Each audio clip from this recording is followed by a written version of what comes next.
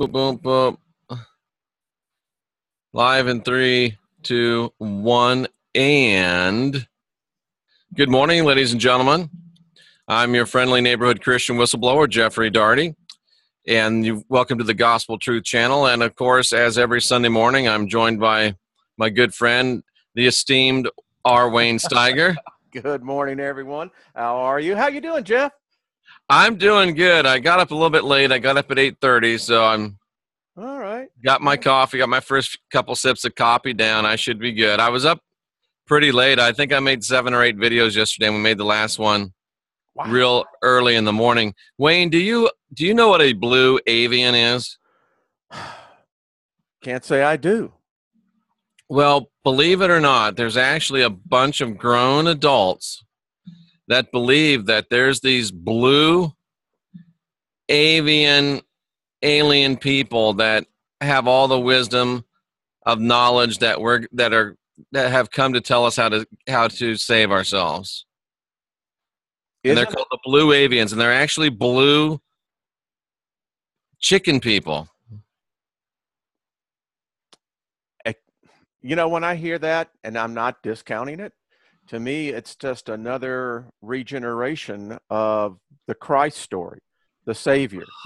Mankind is always looking for someone else to be his Savior, when the problem is it's us, not a blue avian, not, that's how I see it.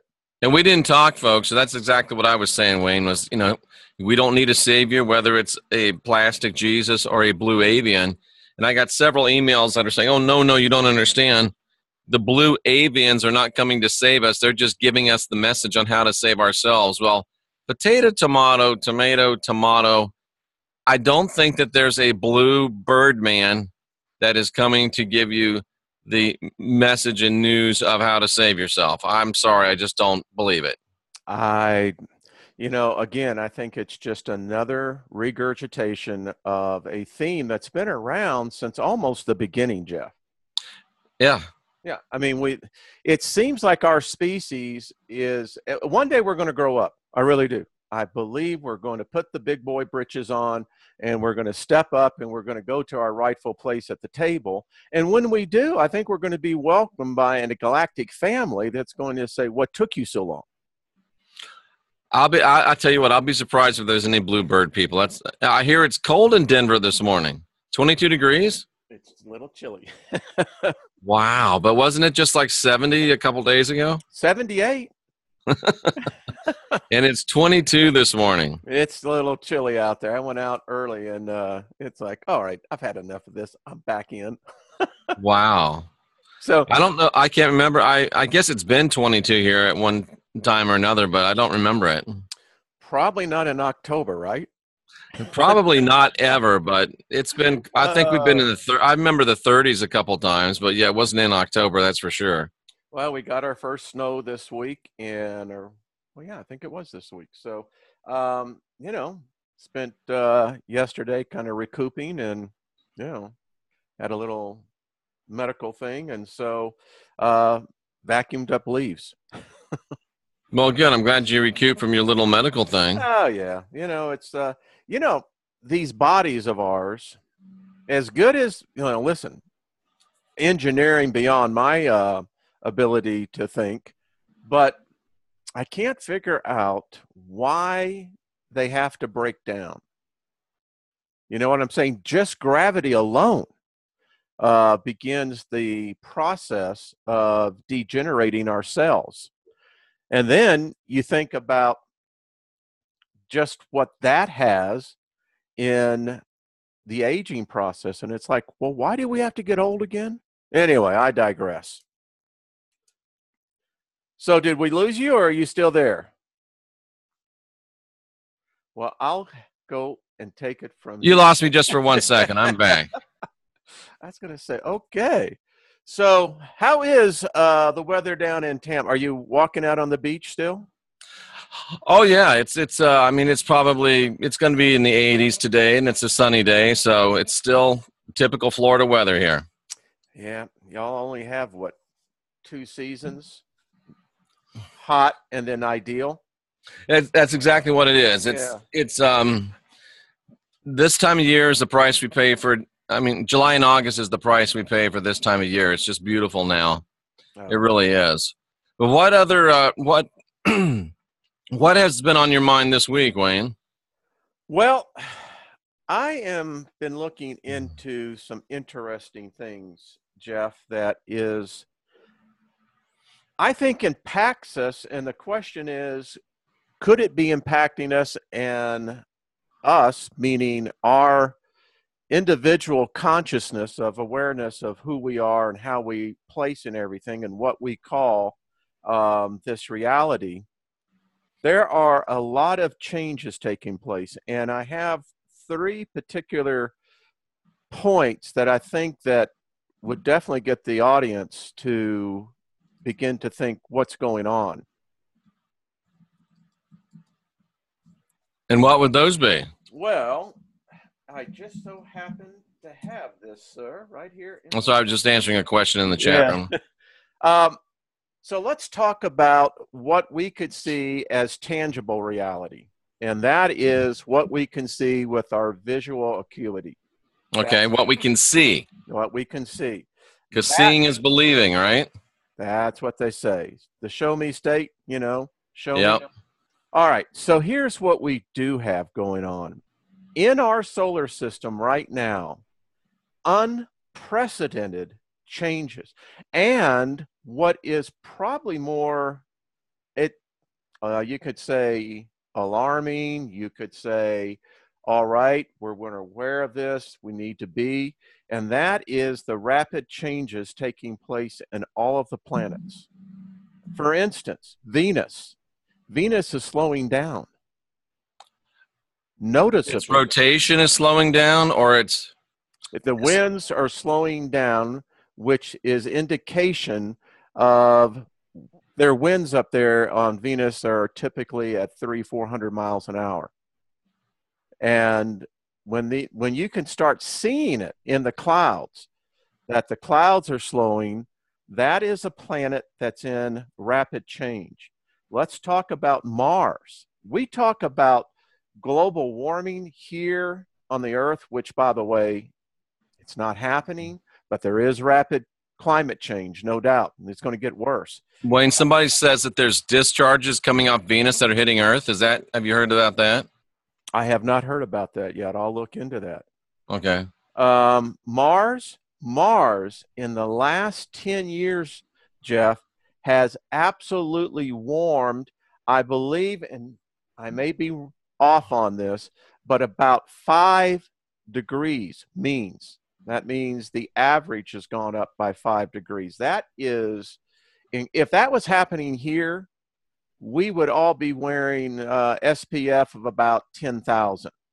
Really? It's not very good. In fact, that X20 flare, which is only estimated because we never had the instruments that actually measured it, that happened in September, Mars took a direct hit on that, and it kicked its butt. I mean, when you get in that type of irradiation coming in, it has very bad effects for planets.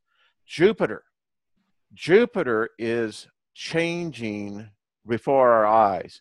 The large red hurricane, the spot we always grew up with was the red spot. It's gone. Now there's Junior that's forming, and we're watching it. This is unprecedented. So you're telling me the spot on Jupiter is gone? Go and look at it. It's fading out. Wow. And you can begin to see that the winds are changing. Jupiter is a planet, well, if anyone watched the 2001 series, 2001 and then 2010, but a 2001 Space Odyssey, what Jupiter becomes is what many astrophysicists have theorized is really a failed star. Jupiter has its own asteroids. It has its own comets. It's separate. And in fact, it said that it's not orbiting the sun. The sun is almost like they're in a dance with each other. So Neptune. Let's talk about Neptune. Neptune is going wacko. It was a stable planet for so very long. Now we're seeing the poles, the actual planet flipping. So these are dramatic changes. Um, our sun. All right. Let me give you a little history on coronal holes. You know what coronal holes are? No, but can I ask you a question from the chat room? Sure. They say carbon rare in the universe, but abundant here? I think carbon is a element. It's everywhere. It's like water. Okay. And Lyndon asks, where are you getting this data from? Well, he can actually go to Suspicious Observers, yesterday's program. Okay. And they'll have Ben Davidson will give you all the listings. And the reason why I like Ben, I've met with Ben, talked with him. He's a great guy. He's a smart guy. Is that he really is the pioneer of saying, hey, listen, all of our science, where it comes to weather, comes to health, is wrong. Interesting. And it's wrong because we never had the knowledge of understanding what our star plays in Earth's environment, and more importantly, the solar system itself. Most people don't know that the heliopause of the sun extends out beyond the Oort belt. It's out there. So we don't think about the sun's radiation reaching that far out into space. You're talking, literally almost a light year. That's 6 trillion miles, which, by the way, the Earth has traveled since the supposed death of Christ. 2,000 years, the Earth has traveled 1 light year. So interesting. When we started understanding coronal holes, and by the way, it wasn't until Skylab where one of the astronauts brought up himself a camera that I believe, if the story is correct, as Dennis had talked about, they could point it to the sun and basically look at the sun in a new X-ray light spectrum. When they didn't process it up there, they just put it in the can, and when it got sent back down to NASA, lo and behold, we saw something that we had never seen before. And that was, we saw a hole in the sun. Now, in 74, they were very small. And it was a phenomenon that no one knew about. From that, today, with all the satellites, SDO, SETI, I mean, there's a lot of satellites now up there that are now watching the sun full time. We can now see these coronal holes. And the problem with these coronal holes are they're getting bigger, they're getting more widespread on our sun. And what I'm talking about is that basically it's this. Imagine that you had a radioactive nuclear accident. Well, the only way you would typically want to contain this, and it's an analogy that will show you, is that you'd want to cap it, and at least to reduce the amount of radiations, ions coming out, right? The atoms.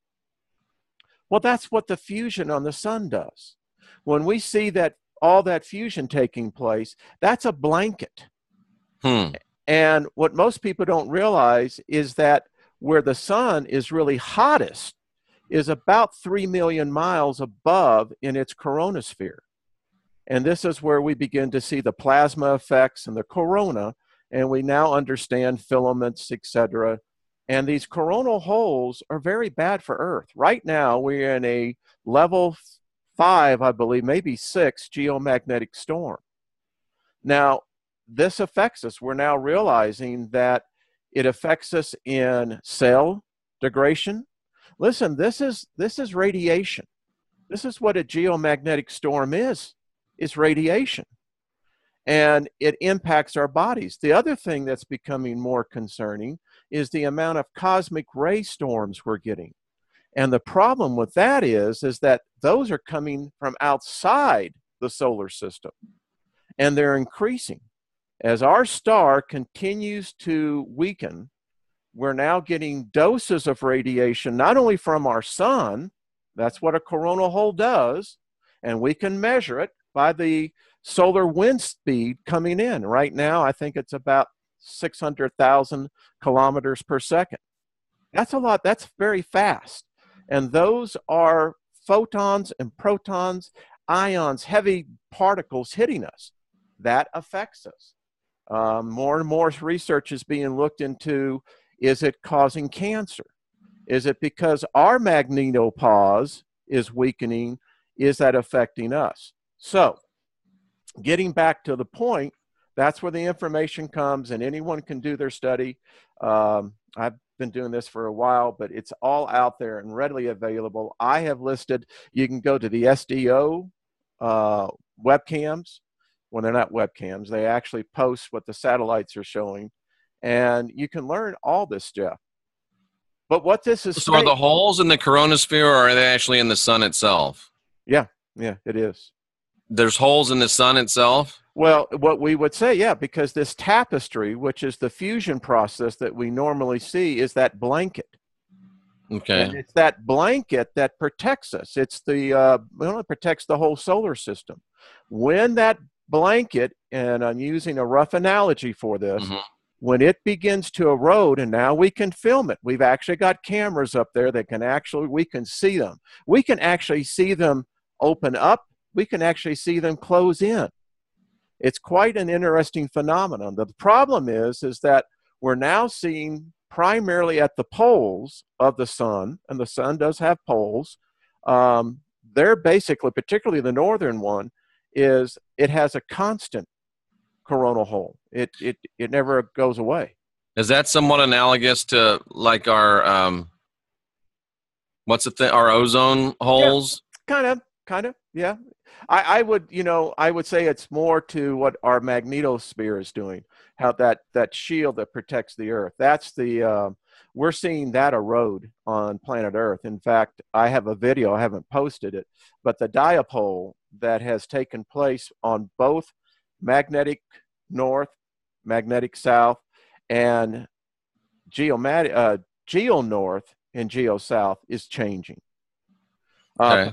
But particularly with the north is really on, it's heading somewhere. It's just not heading, and we've seen it. Now, The north part of the sun, you mean? no, I'm talking about Earth. Oh, okay. So it's all connected. So as the sun begins to weaken, as we begin to get more adverse effects from these coronal holes, we just don't see that many sunspots. Right now, the sun is a complete blank disk again. And we seem to get now in these waves of when the sunspots do come, we don't know if they're actually going to fire or if they're going to have this, what they call the Earth quiet effect. And no one can answer why that is happening. Now, Wayne, what simple question, what is the sun actually? Well, the sun, in our case, is a white dwarf star, and it's a small one. When you think about Regulus, you put our star to Regulus, Regulus is about as big as our solar system. Wow. So our star is, it's a small one. It's very well plattered throughout the universe. There's a lot of them. We're finding that different stars, for instance, you can get a star that's beginning to die, but it can still maintain life. In fact, there is many theories now that even if a star dies, that many planets, think about this because we're learning about this from the moons of Pluto, the moons of Neptune, Saturn. We're finding that the moons themselves have their own geothermal ability to stay warm. Now that changes things when you think that you wouldn't necessarily need a star to warm a planet. Thank you, Dev Star, by the way, for that contribution. So you're telling me, Wayne, that some of these planets, moons, have their own way of staying warm. Do they have their own way of generating light, and my mind now goes to the whole Nibiru thing, big long orbit, couldn't be possible because it's so far away from the sun. Yeah, let me just say about Nibiru. Our ancestors saw things, and there is a website I'd recommend everyone go to. It's called the thunderboltsproject.com, or maybe it's .org. It's one of the two. Thank you, Lyndon. You can really get a better understanding of what I think was the true sky our ancestors saw. Our ancestors saw Saturn as the gentle sun in the nighttime sky. Can you explain that, Wayne? How could the Saturn look like a sun when it was just a planet? Yeah, it's just a planet, but we don't understand how it gets the rings around it. We don't understand its orbit. There's a lot about Saturn. By the way, we don't even know what the day long is on Saturn. We've guessed. And so was Saturn like the sun? Was it on fire, or was it just reflecting? It may have just been reflecting, but the thing is, apparently it was a very close orbit, much closer than what it is closer today. than it is now. Yeah, okay. Very, very much. It is written that Venus came in like a comet, and our ancestors wrote about that. They write... Same people that write about when there was no moon. Exactly, when there was no moon. And that when Venus transgressed Mars, that she sent a dagger into Mars as she passed Mars. Well, oddly enough, we can see that. Anyone can go up there and Google Mars now, and you can see what clearly looks like a huge plasma cut into Mars. They say that that was because the passing of this comet planet called Venus. Interesting. So Venus was a comet, Saturn was the sun, the moon wasn't even there. How many years ago do we estimate that the moon got here, if we believe that it got here? Well, if you believe the story... Thank you, Sarah, so much. You would say that it was been here for 1 billion or so years. But how could people have seen, if it's been 1 billion, were there people here 1 billion years ago to look and say, oh, there's no moon? Who knows? Or are they just writing stories that were told about them? So there's nobody that we've got writing of that looked up and said, hey, there's no moon, or am I wrong? I know. I think you're absolutely correct. I mean, the moon is really what I would call a post-creation event. Okay. I think it was brought in here. There's a lot of things about the moon we don't know. It's very obvious that when they did the experiment on Apollo 15, which was the ping test, and what they did is that as the lunar orbiter was lifting off, they shot and the best thing to say is like a missile. They shot it into the moon's surface, and it was designed to send an acoustic wave. And they had set up the instruments already from the previous Apollo missions. And when the ping blast went off, here was the problem. That ping went on for well over an hour. Is that what they talked about when they said it rang like a bell? Exactly. Okay. So how come there wasn't more dust when the orbiter landed? Well, that's because, listen, if it's a recent event, if it's a manufactured event, you wouldn't have that type of depth. And the moon, our moon is it's so unique that in physics, if you do the math on it, you just walk away going, how could the probability factor line up so perfect? Have you read the book, Who Built the Moon, or something like that? Yeah, actually I have it over here in my library. I read it. It was a fascinating read. It is. And of course, David Icke talked about it, so that kind of automatically brings it into woo-woo territory for a lot of people. But say what you will about David Icke, he has said some nutty stuff, but he's also said some stuff that has some remarkable validity to it, seemingly. Yeah, and I think here's something that I wanted to bring out. So I spoke to you before about D-wave computing, right? Quantum Right. computing. And David Icke is still rocking a mullet after all these years. Hey, listen, he's got more than I got, and I say, go for it, dude. So, how many of the people in the chat room are aware of quantum computing? Let us know, folks, how many of you are aware of quantum computing? I kind of looked at it, and it kind of made my eyes glaze over. I know that there's just some things that don't resonate with me. I've learned if it doesn't resonate with me at that time to just come back to it. But I'm certainly not dismissing it. I'm just saying it doesn't really Yeah. D-wave. Yeah, so there's a few saying yes, some are saying no. Well, let me get back into the room. I pulled up something What here. a great quote by Ike, whether you like it or not. Today's mighty oak is just yesterday's nut that held its ground. Bingo. All right. I want to share this, if I may, with the Sure. audience, and tell me, can you see that? We can, yes. All right. This is a breakthrough. And so I'm going to put it that your eyes don't glaze over. So Okay. even in the sacred scriptures of all religions, it talks about the smallest ruling the largest. That is a proverb that just permeates throughout. And it's actually a principle of quantum reality. And what they have now been able to do, we had the problem of basically the Heisenberg uncertainty principle. And I've that, heard of that. yeah, well, that's the problem that these particles, they just don't behave. They want to do their own thing. And when you have that randomness factor, what you can't actually measure.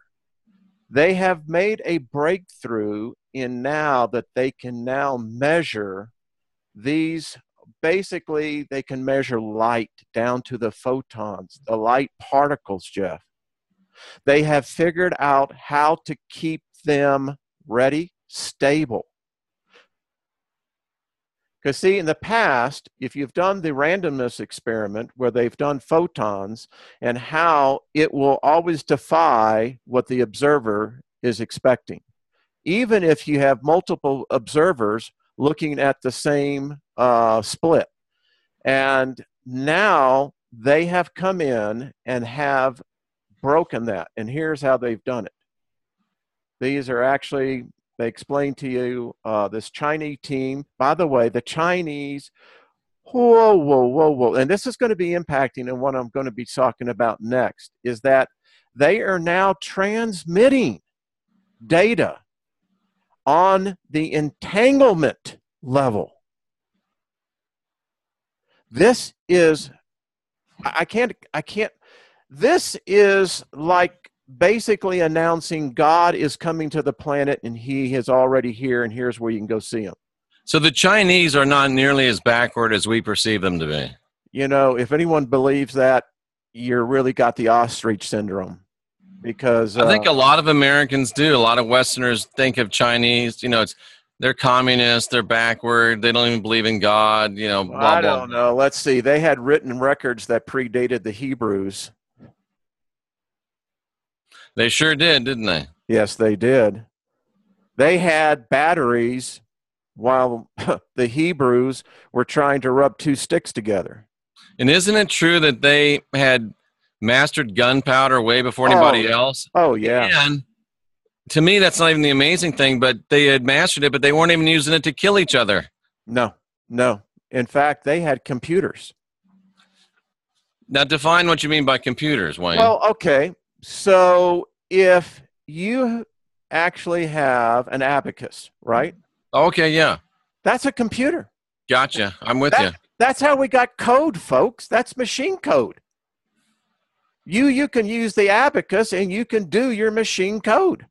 That's interesting. So the Chinese are not backward by any shape or form. Oh, no. And listen, when my jaw dropped when I read this, I said, whoa. Listen, I've talked it on my channel. I think you and I have talked about it, is that there is a level of knowledge that we can't conceive of. But if light is a frequency, and if you can harness that frequency, right, and you can begin to contain it within a set parameter, imagine what you can do with that. You could actually begin to transmit information at the speed of light, if not greater almost. This is the Wow. type of stuff that you could pack in the complete knowledge of the human existence, literally, in a beam. This is what we're talking about. Now, imagine, if you would, that you could take a computer chip. Can you see that? Did my screen? Yes. Now, are you ready for this? This is going to blow your mind. There are already taking material from alternate realities, alternate timelines, and bringing it back into ours. They are fundamentally changing the fabric of reality. And that's Well, what that it brings says. up all types of questions. Where are they getting this information from? Well, this is what you would call the God chip. There they are. Have you ever seen what one of these look like? I have now. Let me just get you. So they're getting this information from the quote unquote from God. Here it is. You want to see a bad mother? Oh yeah, I've seen the computer. I thought you meant have I Yeah. seen the chip before? You know, I don't care how you want to frame this. That's a throne. Mm. You know why it's a throne? It creates its own reality. And it's a black cube, Wayne. Maybe they'll get you one in a different color, but it is so weird what's taking place. In fact, I have this story. How about that? That's the new quantum computer from IBM. It almost looks like they're going backwards. It looks like it's mechanical. Yeah, but you know what? It's doing something, Jeff. I contend this. If they are bringing material back in, right?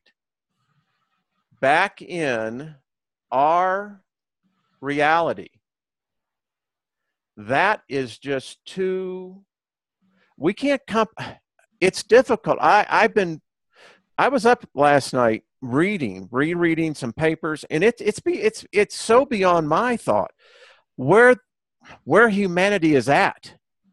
And when we talked about last week, the internet, the connecting devices, this is the reality of all of that. Do you think it's possible that all this stuff could be creating the Mandela effect, could be spawning off multiple timelines that are out there floating around that might affect people? I think it is. How would you know? How would That's you kind know? of the problem with it. It's hard to pin down, but it's certainly fascinating conjecture. Well, I did a video yesterday, and I said that, you know, the New Zealand seemed to be off. I still say it contend, but people have found books that dated back to the 50s that show it in the southwest of Australia, and Australia almost virtually up to Papua New Guinea. Right, I've seen those maps. And I could have swore that, you know, maybe I was wrong, but in World War II, Papua New Guinea was considered the furthest outpost of the Pacific war action. What we did know is that the Japanese were moving ships and what have you. And so it just seemed that it was a very distant. Now, if Australia was so close, well, then the Allies would have had a perfect position in which to monitor all the shipping that the war ships that the Japanese were putting throughout the Indonesian islands. Yeah, I mean, from the map today, it's what, maybe 200 miles off of the north of Australia? Less than that. One guy told me they can actually fly a drone. Yeah, it may be as much as 90 miles. It's Yeah. as little as 90 miles, just looking at the scale. Now, I did find, oddly enough, that they do say that Australia is moving in a northern position, but they're saying inches a year. Right. Maybe it's doing more than just inches. I don't know. That just seems crazy. And like something I thought was initially crazy when I was looking at it, but there's tons and tons of supposed data out there that a lot of people believe the Statue of Liberty moved. Listen, I know this. When I was There's lots of pictures of people standing in front of, like they're posing from the Statue of Liberty, standing in front of open water. There you go. Listen, I was thinking this last night, and I finally had to go to sleep, and I had strange dreams. Listen, this is what they're saying right here, Jeff. Quantum computers tap directly into unimaginable, vast fabric of reality, the strange and counterintuitive world of quantum mechanics. And this is not from a paranormal website. No, you can buy one of these. How much are they, by the way? I think $20 million. Oh, okay. So I'll save up. The Japanese, they've got their own now.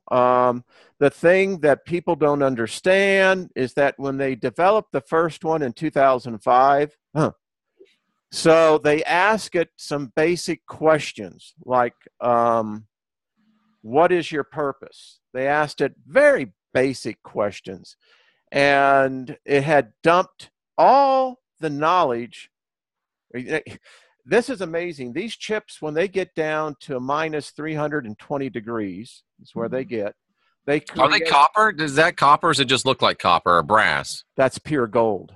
Pure gold. Okay, thank you. Yeah, they only work in gold. And this is not your normal gold.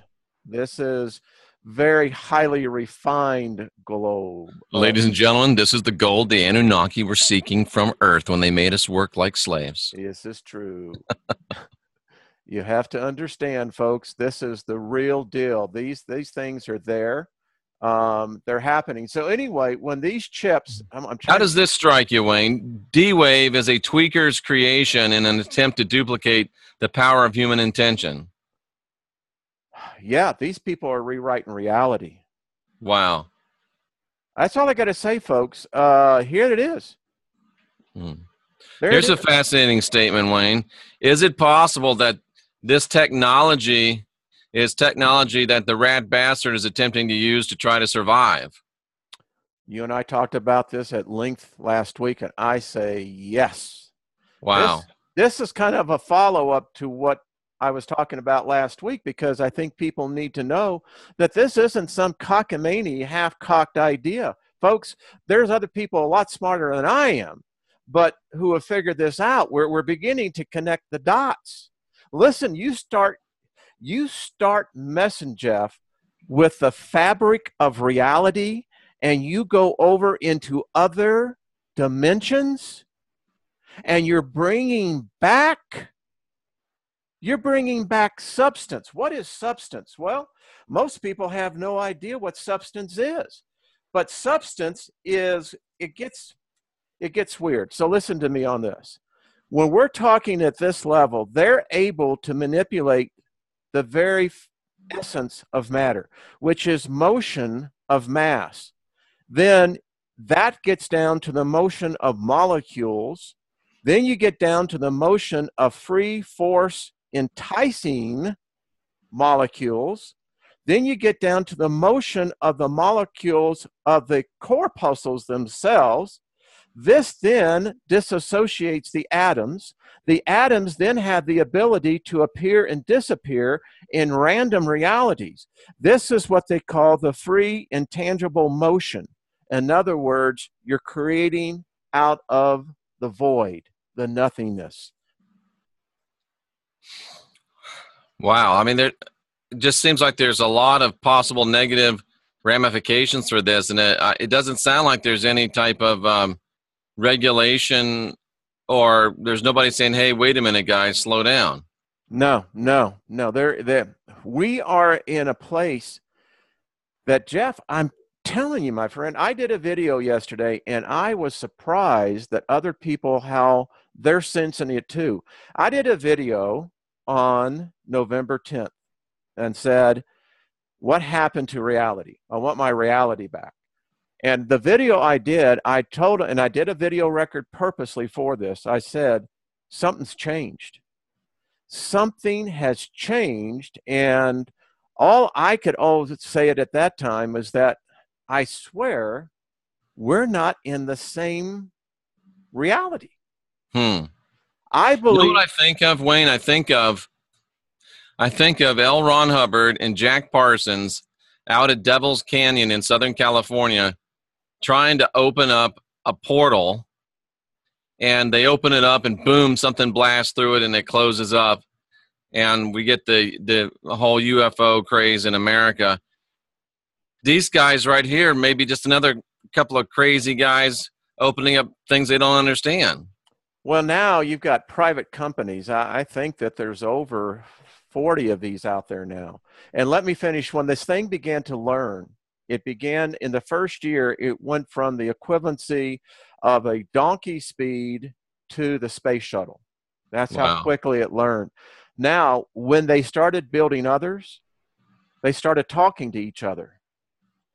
And now I contend that these things are linked up and they're thinking faster than mankind. Listen, again, ladies and gentlemen, they are bringing substances from other realities, other Yeah. timelines into ours.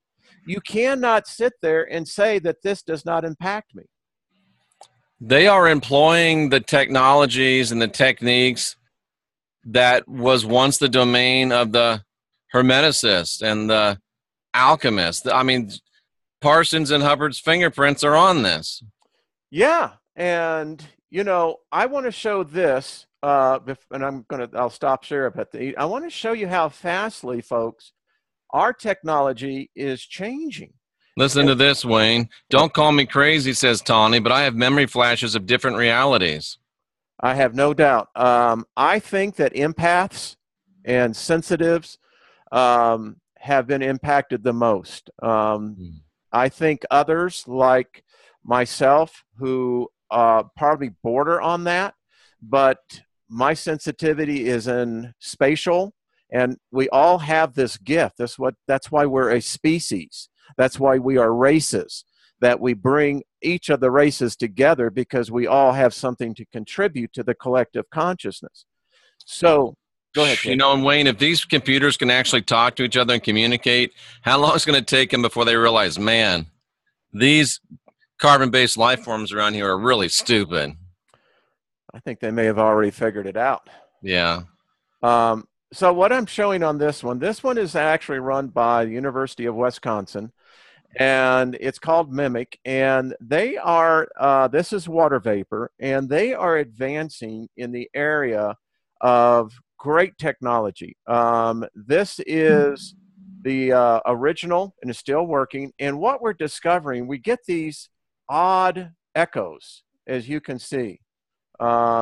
They look like waves. You see them right off here coming off of Antarctica. Watch this one over by South America. Watch. Are, are those things that kind of flash? Right there. You see that? Oh, got it. Yeah. Yeah.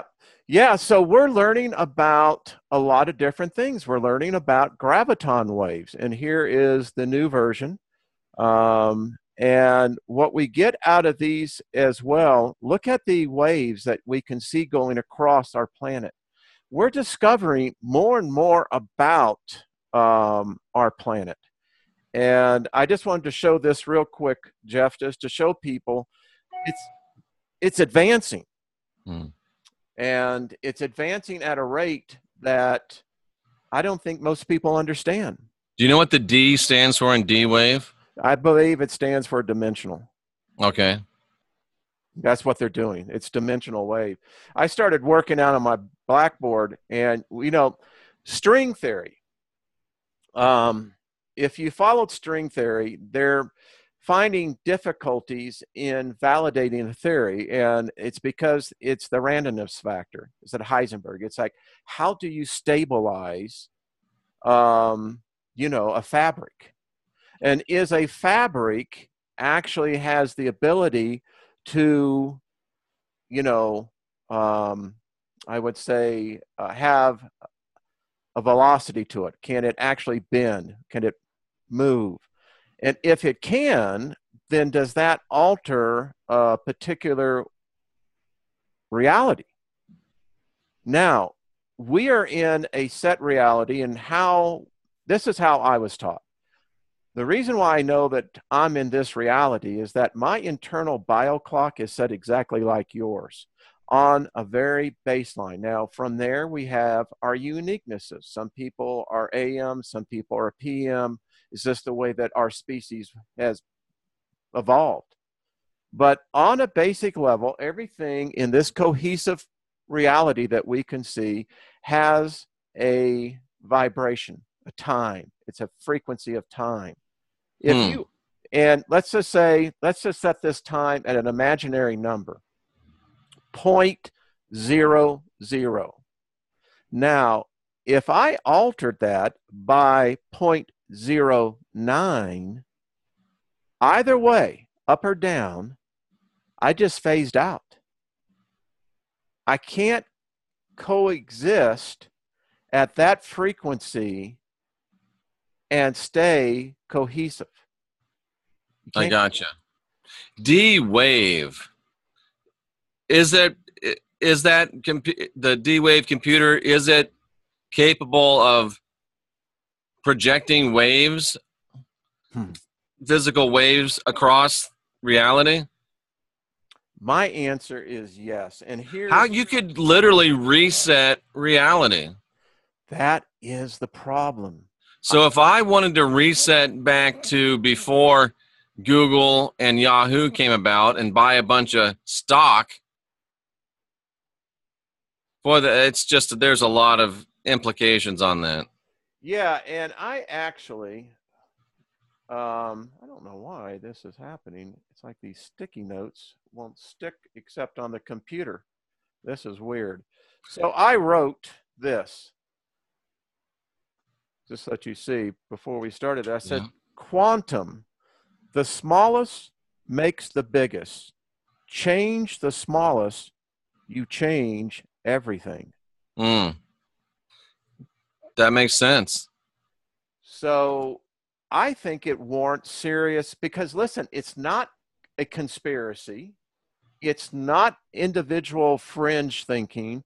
These are companies that are doing very well, and it's on their websites. If you got the money, you can buy yourself one. You could probably buy one and start creating your own reality. Wow, that just boggles my mind. Now let's talk about religion. Then how does this impact religion? Because as I analyze this, you can start bringing elements back into this fabric of reality. If you wanted to target control, because now you have to begin to say, all bets are off. Listen, how many people, again, Jeff, on November 9th would have bet that Donald Trump would have been president of the United States? Yeah. And this makes me think about Rex and all his towers and all the, the energy that's being projected. I mean, imagine if they set up D-Wave towers and they can project new reality everywhere. What have they figured out? I mean, folks, this is technology that's going on 13 years. In computer worlds, that's eternities of eternity. Yeah. Something has changed, Jeff. So if this is making you scared, what do you do? Well, I think you have to begin to be aware. Listen, Star Trek The Next Generation did a great, they did such a number of good episodes. They did Yesterday's Enterprise that talked about how when you bring in substance from an alternate reality into yours, everything changed in an instant. And the only one that was aware of that change, and she was only aware of because intuitively she sensed it because of her species, that time had been altered. Everyone else didn't. That was Guyan, who was played by Whoopi Goldberg. Why didn't the intuitive Betazoid Troy pick up on it? there again, her reality changed. Hmm. She's only a betazoid because she can sense your emotions. She can't sense spatial reality.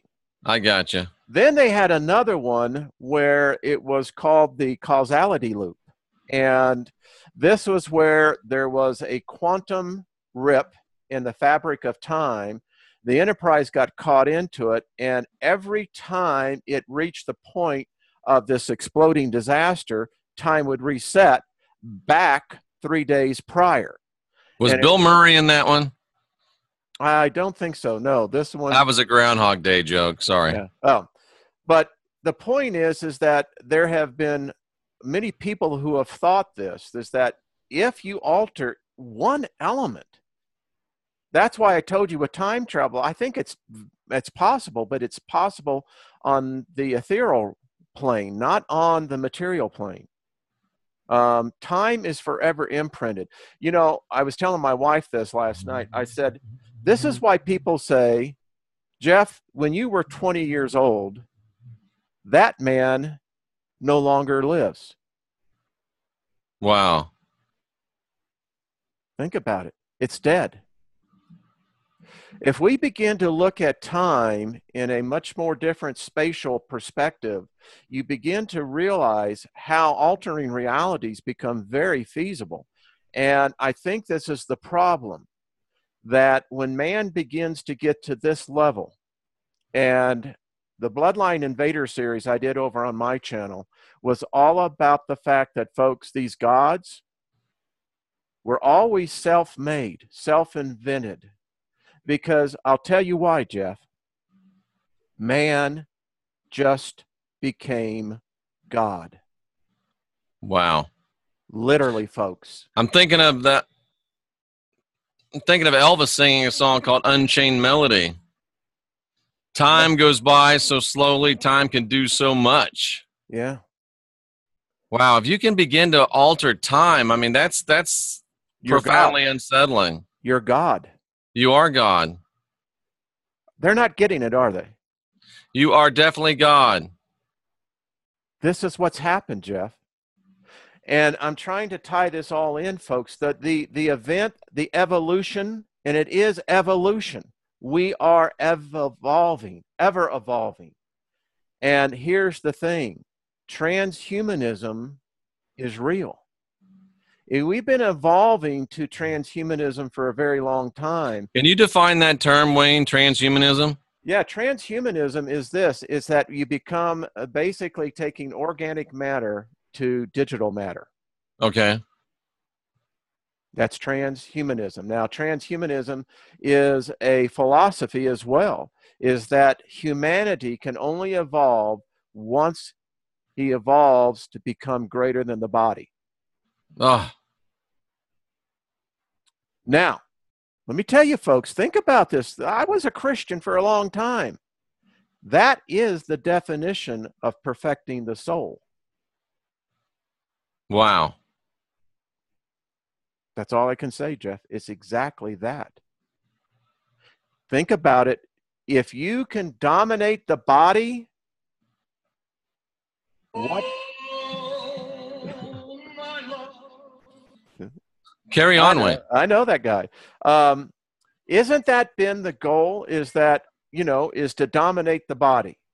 Because the body has always been the anchor that has always held us from, in any religion, in any faith, belief system, it was always control the body, control those fickle impulses. And this is why I think today we're seeing an epidemic of people who are self-medicating themselves, destructing themselves because they can't handle what's happening. What's happening is that there has been this I don't know if you want to call it transmutation. I don't want to, if you want to call it that the frequency has increased. I swear in this reality, in this universe, the background energy is at a higher rate. And it kind of explains why we're seeing a glow to the universe itself. Now, some people will say, well, that's the galactic core. No, I'm talking about what's behind us. So Wow. Think about this. So when we talk about, when we have the Bible, you've got the Quran, you've got the Torah, you got the Vedic, you've got all these sacred books. When it all is boiled down, isn't it always coming down to what man is writing? Thus saith, let's say, I was thinking in the as I was getting ready this morning, here would be the battle bots. Lord Krishna against the Elohim. And in this corner, could you imagine? Unless it's one of these gods that's doing this. That is the ultimate thing. Think about it, folks. Have we been set up? Can I just say this, Jeff? And I'm speaking to everyone in the chat room as well. You think about man's progression in the post antediluvian, the post flood. Now let's think about this. We went from basically being hunter-gatherers to where just less than 130 years ago, we figured out flight. So it took us 6,000 years to figure out how to fly. Wayne, do you also hear a noise? I do. What is that? Sarah Starter says that she sees the glow and actually hears a noise when you turn off all sound. I hear that something in my headphones as well, like something's going or something. Oh, that's me. I'm humming that song. All right, that's just a little background music. All right. So when you begin, go ahead. You were going to say something. That's it. I just asked you. So as I look at this, folks. Think about time. Now, we have gone in literally would be almost a blinking of an eye from figuring out how to master air pressure, flight, speed, motion, etc. to fly, to today we're inventing other realities. What about the people that just say this is just so much balderdash? It's not true. It's just silliness. It's so much speculation. Well, I mean, listen, when they have a nuclear radioisotopes and you have that sign that says danger, radiation, don't walk in, help yourself, Mac. I mean, because what you're saying is that you don't believe it unless you can see it. I'll tell you what, you'll be dead before you'll be able to turn back around. Wayne, what are these towers in New York that Rex and everybody is on about now? These new towers that are being built and no one knows what they are, or I don't know. Do you know what I'm talking about? Yeah. What are those? I think they're radiation detectors. And what are they trying to detect radiation for? Dirty bombs. Dirty bombs. Interesting. Suitcase bombs. I mean, you didn't hear it here. Well, it's out there, but that's what I hear in the background. Listen, how do you pick up? If anyone goes to Mexico, anyone goes to Canada, in random spots throughout the United States, they already have these neutron detectors. And they pick up neutrinos. They pick up neutrons, excuse me. These are plutonium, cesium. They can measure the isotopes. And listen, it's coming full circle. Again, our audience, I don't know if for those who remember that when the Soviet Union collapsed, the worst case scenario happened. And that was many of these nuclear sites were breached.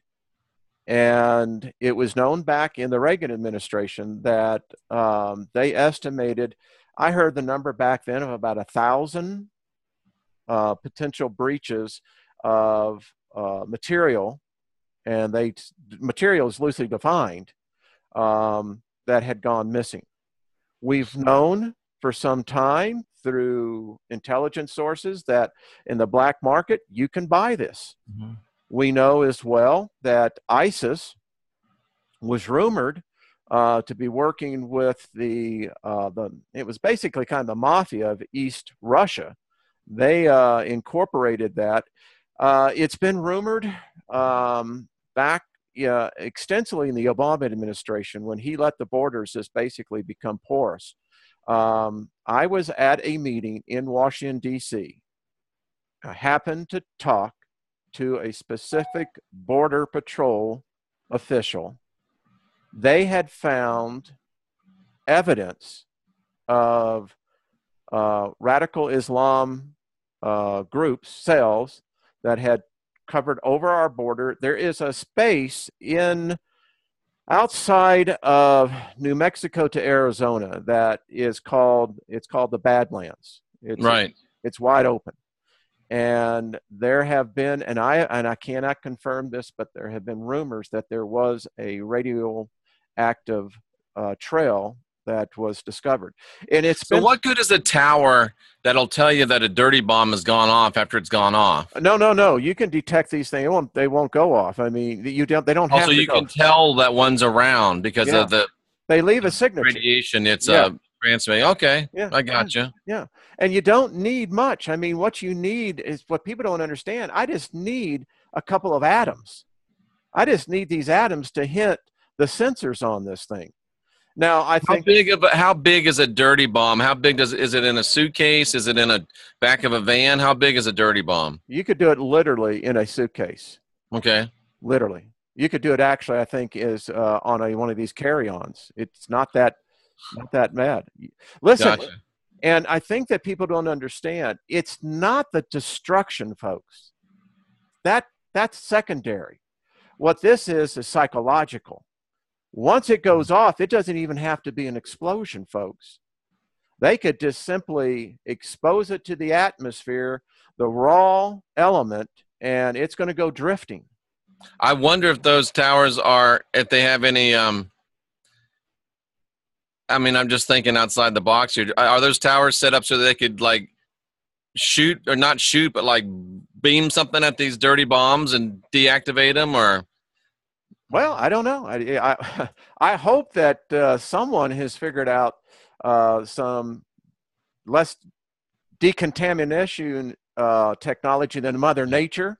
You'll be able to come back in 10,000 years. Come on back. Lyndon says that those towers are for detecting aluminum airplanes that can cut through concrete and steel girders on buildings. Exactly. It's certainly not going to detect thermite. Yeah. So, we live in different times. I mean, and then a tower could call in the drones we're getting from the chat room, and that's a good idea. That's an interesting idea. Call in the drones and have the drones take out the person that's got the dirty bomb. Could happen. Or let me go all Big Brother on you. Now they're going to be able to make sure those who are chipped and those who are not. Yeah. It's like, yeah, we got the gray Mustang. Yeah. Who knows at this point, Jeff. But getting back to the dirty rat bastard. So to bring this full circle, what's happened here? In less than 100 years, and actually, if you want to get real serious about this, it's let's say it's less than 100 years. We are now seeing mankind evolve at a greater pace, at a faster rate than ever in recorded history. And we want to know why people are so confused. Do we want to know why that we can't seem to have our politicians make any sense? Do we often wonder why that everything seems to be upside down? Maybe because things have changed. And it isn't so much that our timeline has changed, is that something was brought back in that is now what I'm calling having a revive effect. It's not supposed to be here. And when you start trying to contain this, when you bring these, and we can't fathom this, because on a quantum level, we're talking infinitesimal. And I mean, if you're a being that is at a higher rate of development than us, and I'm talking now like there are beings in other parts of the universe, not just interdimensionally, and you see these slightly refined monkeys starting to play around with this stuff, if you had the technology to come in and stop them, you probably are starting to think about it seriously at this point. Yeah, and I just had this thought. How about this, Jeff? What if God is actually on the quantum level? That there is no heaven, there is no throne up in the heavens, but on the quantum level is where reality truly exists. So what would we be? We would be like the external skin, like Hmm. like that of a apple, of an orange. The real essence, the real life is actually, wow, it's hitting me as we're talking. This is what, all right. So at the moment of death, what happens? I'll tell you what we know medically. And what we have now figured out is in your brain, Jeff, the cohesion of your hippocampus is that your memories, where everything is stored, on a cellular level, the cells begin to decomposition. They lose their cohesion and they spread apart. That's quantum. So are you suggesting that in this bodily form we're like a cocoon, and when we die, the real us breaks out? I think we go back onto that quantum level. We reemerge. Wow, as I'm sitting, this makes a lot of sense now. We reemerge back into the quantum level of what reality truly is. Now, listen, it has been the thought of alchemists. It has been the thought of the Sefer as well, that when we die, we actually create our own realities. We're in our own bubble, because that's what we are individually. We're already in our own spheres right now. And what if this sphere is merely inhabiting this physical form? And when the physical form loses cohesion, that which is us goes back in there. And why would quantum be such a difficult level on a purely ethereal level? You know, the purest form of energy, ladies and gentlemen, is complete rest, no motion. And that's what quantum is. So it's Right. yeah. And then how is this Interesting. how is this any difference than we making up stories of deities in the skies? Because you know what? As I'm thinking about that, I don't care how big the deity in the sky is. The fact is that on a quantum level, one element can change and that deity is gone, at least in that physical form of manifestation. So are we nothing but caterpillars inside a chrysalis fighting to not become butterflies? Yeah, you know, I'm reading a book that really breaks this down and says that life is a disturbance in the energy rest, because we constantly struggle. Oh, We listen to this, Wayne. Blazing River says somewhat cryptically, and God rested on the seventh day. Yeah, think about that. Now, people don't understand what rest means. They got this weird you know, let me tell you something, Jeff. The reason why you and I and humanity can never, ever figure out eternity, because we cannot perceive eternity from not having a beginning and not having an end. It's beyond our comprehension. And so you think about perfect rest. It's the perfect form of energy. Wow, I'm just looking up the word rest in Hebrew, what that says in All right. Genesis. What does that say? That would be interesting. It's Genesis 2:2. Let me look it up. I just lost it. Genesis 2:2. What does rest mean? Which really should be Genesis 1:33, I think. Yeah. Just so we set the record straight, Genesis 2 should start at verse 5. But you see, that's part of the code, folks. They never give it to you in plain wrapper.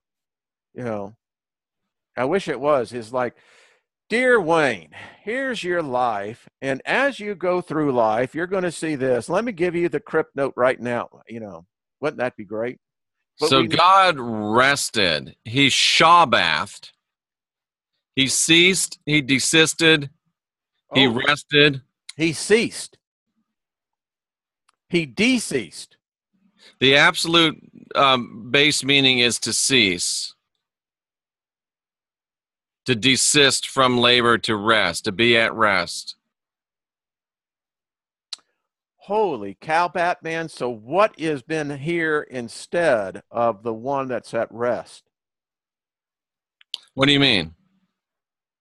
I just had a flash that just went off. The infinite being rested. Never said he got up from his rest. So That's right. He never said he started again. Who's the rat bastard that took over? Wow, that's good.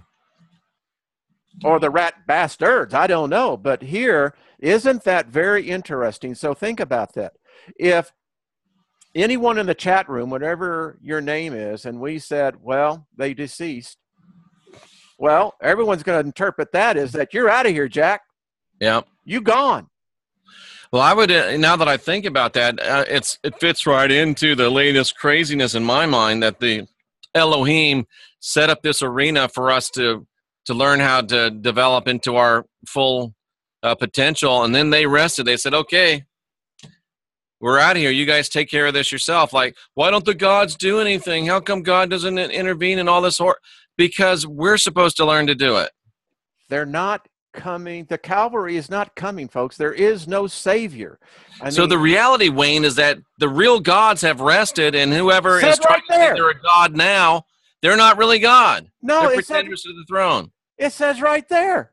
Wow. Yeah. I mean, unless you can show me sacred text or scripture that says that God woke up. Wow. This whole show was worth that one revelation of knowledge right there. God rested, and whoever is not resting is not God. Wow, that's powerful. That is really powerful stuff. Well, your mind's a turning. I can see it. So that's powerful stuff. What are our folks in our chat room thinking? I mean, this is folks, this is where it's about. It really is. I mean, this is when you start to get down to real stuff. Instead of debating how long your skirt is supposed to be, how long your hair is supposed to be, how much makeup you're supposed to wear, are you supposed to have a first tithe, a second tithe, a third tithe, how much do you have to give to be able to have it pressed down, shaken together, and running over? All of this distraction to keep us from understanding and realizing, excuse me, but God is resting. You said it right there. We didn't write it.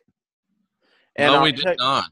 And I'll tell you something. I just said to here, I think maybe for the last 2,000 years, most of us have missed that.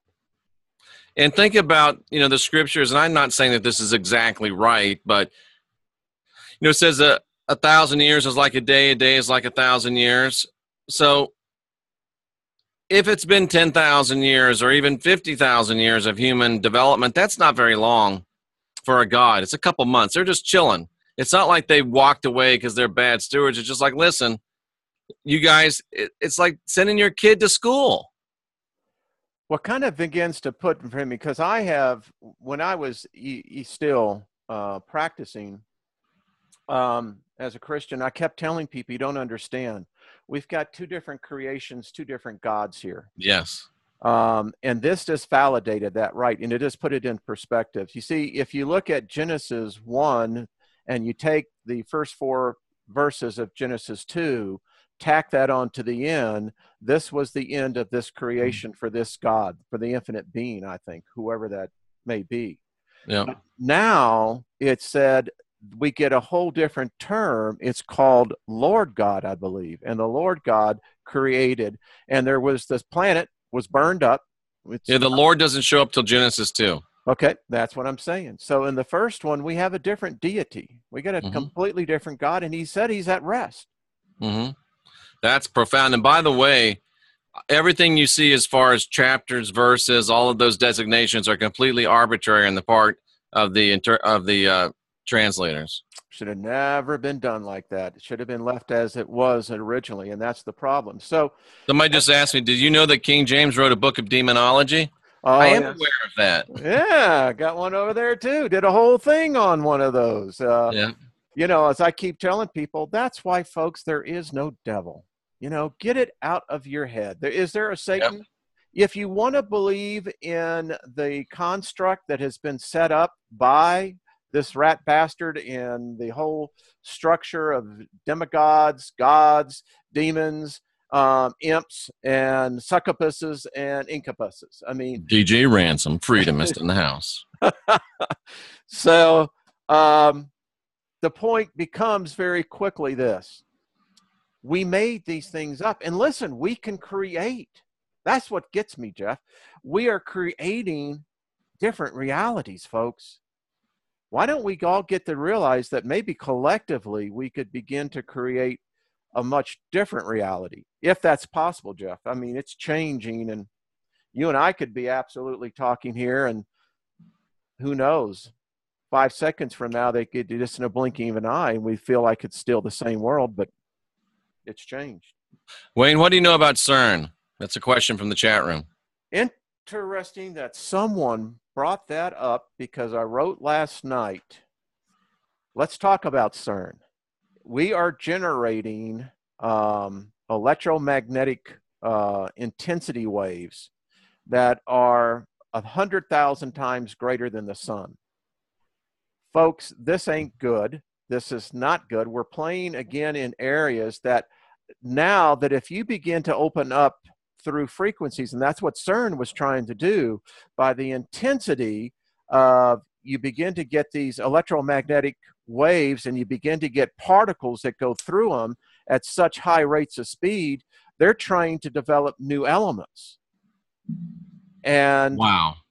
My concern is that maybe this is also as a potentially as a weapon. And the weapon I am saying is that energy has to go somewhere. If it's going into the earth, then let's just say if you go by the theory that the earth is solid, right? We know at its core, the current theory is that it's a molten core. I defy them to figure out how that works in gravity, because gravity doesn't affect, ready for this, once you get down below the 5-7 mile range, gravity begins to decrease. So how could you have a sphere then that is molten that stays completely in a ball?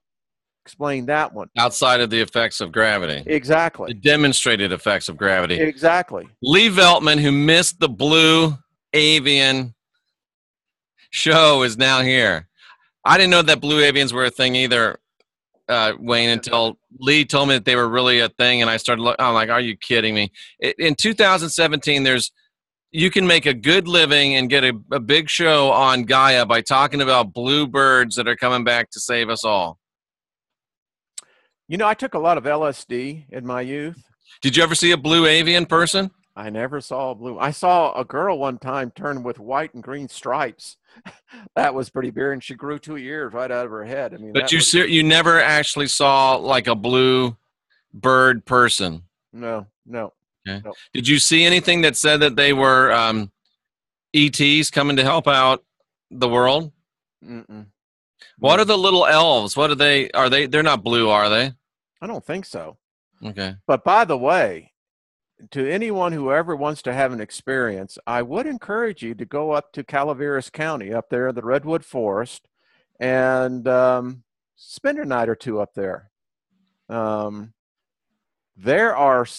is something out there. I swear. Okay, Wayne, expand on that. What do you mean? Go to Calaveras County, go to the Redwood Forest. There's a number of forests up there, a number of parks that you can go into. You mean just go up there and camp? Mm-hmm.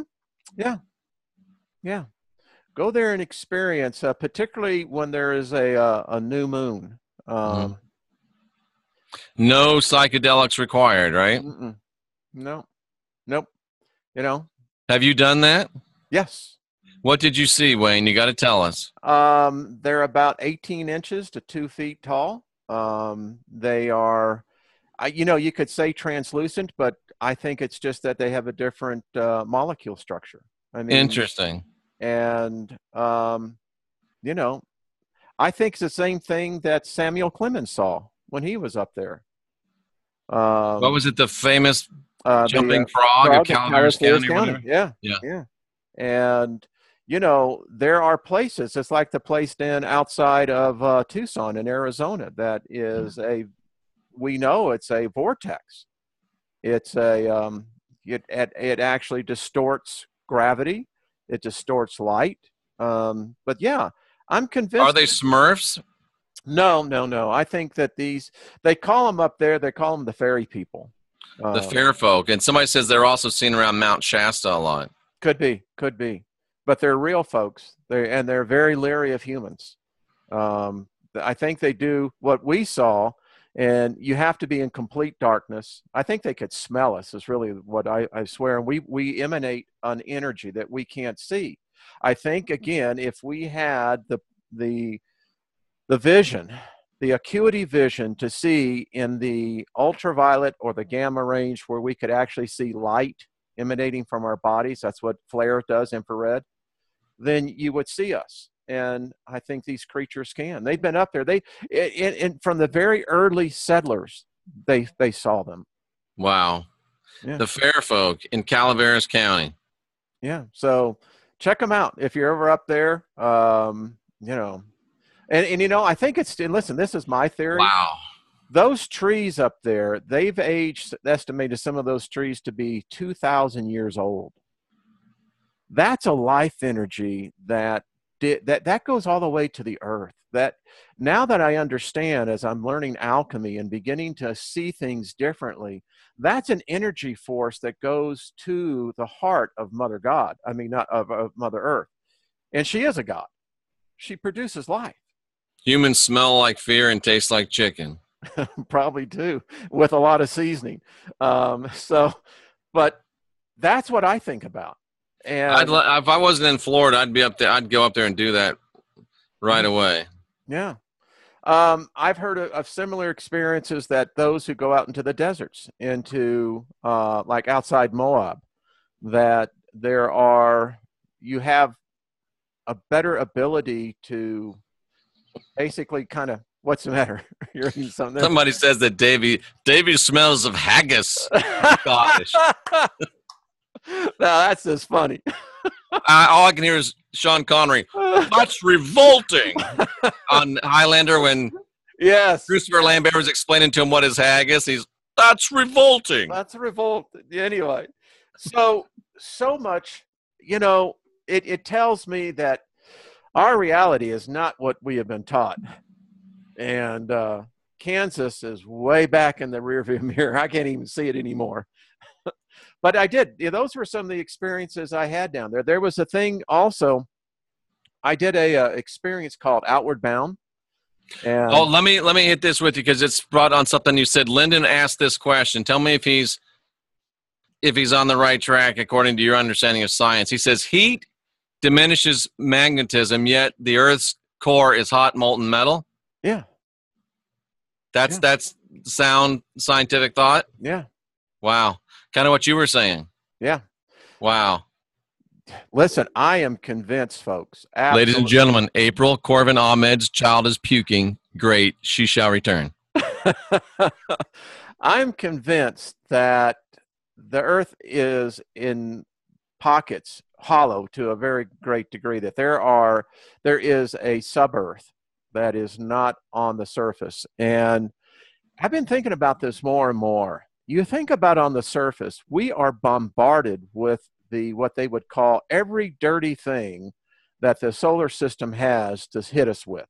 Cosmic rays, we got solar wind, I mean, you know, and then we got the crazy sun going off with X flares, and you know, this is not good for human life or any kind of life. So, and on top of that, we're dealing with elements that, you know, it's the earth has to filter, then bring back up to the surface that we call fresh water.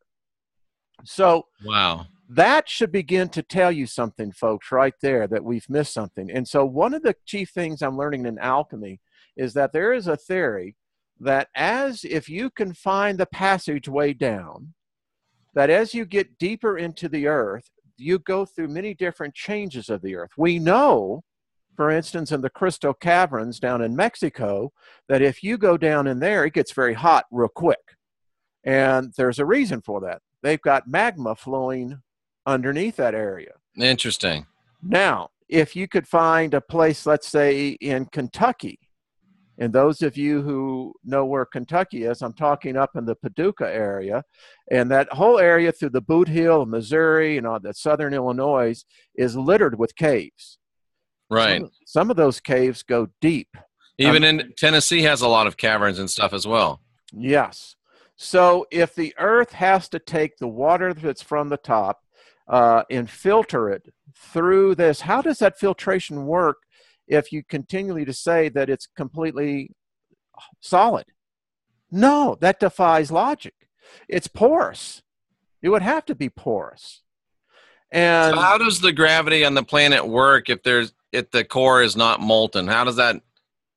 Well, that's a good question. It's like, there's a theory that says that really there is an energy force that's created in the cores of all planets, just like the sun's, and that it begins to build a shell around it, and matter begins to be built like a dust mop. You continue to push a dust mop on a dusty floor, you begin to build up more and more mass.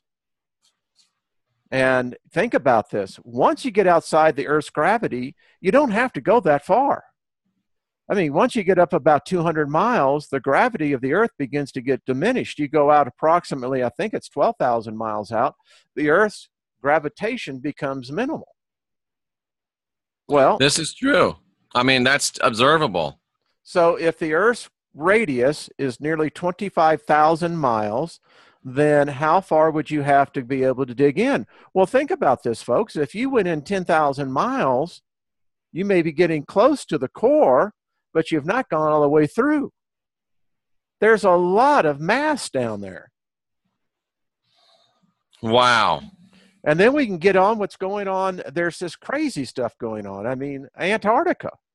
I mean, that place is starting to really get scientists kind of scratching their heads. Now it's this lake has opened up the size of the size of South Carolina. Yeah, just hello.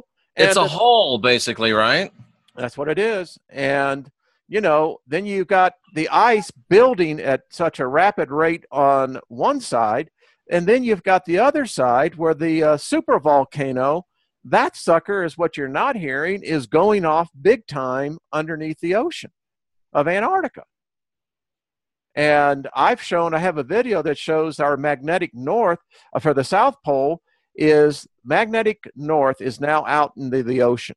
It's gone off of the continent.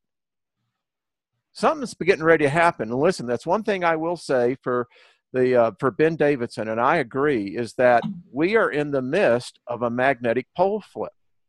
We really are. I'm convinced of it. All the evidence. But that's magnetic, not that geo one you were telling me about.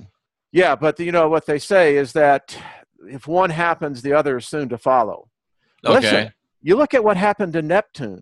Neptune has flipped, folks. It's flipped.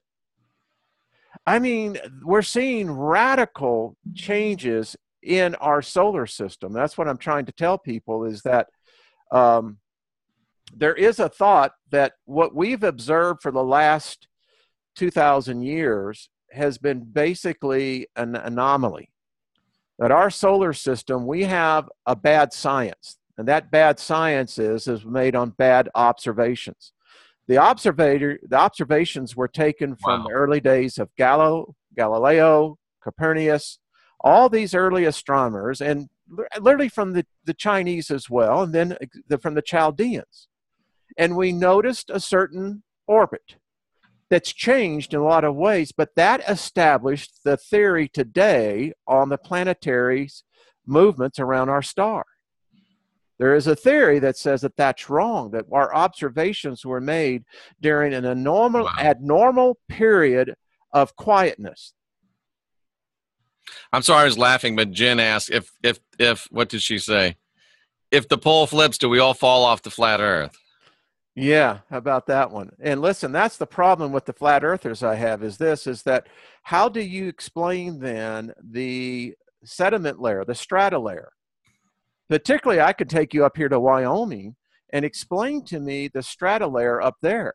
And the fact that we can see in the strata where these pole flips have taken place.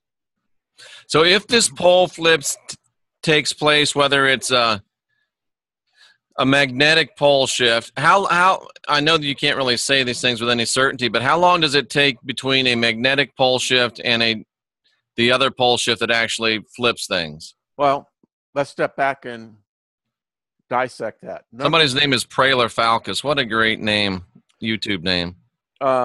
So right now, our magnetopause controls the atmosphere here. The winds, we can see this in the strata layer of the winds all the way down to the surface. And magnetism rules all that. Mm-hmm. Our Earth is spinning at a certain rate. Now, our Earth is slowing down like Venus is slowing down. Then you change the magnetic poles and you reverse them. Well, the first thing you're going to begin to see will be in the atmosphere. Now, will this cause the Earth to slow down even greater?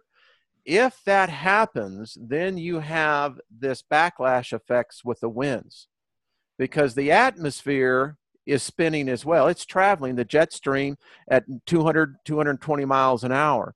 You stop a motion in force, what you're going to have is hellacious backlash of the winds. You'll see 600-700 mile an hour winds on the surface. I mean, up in the troposphere, falling down rapidly to the surface. That's cataclysmic for anyone who's standing in that. It'll have an effect on the oceans. The oceans are nothing more than like a bathtub. Right now, it has a stability factor. We've been seeing, and I've been reporting, that we're seeing crazy anomalies down on the magnetic equator. Something's going on down there. Our Earth is showing us that it's becoming, I mean, I swear it's like the bathtub is doing this number, you know? So, I don't know. So how long will it take for Florida to be underwater? That's my question.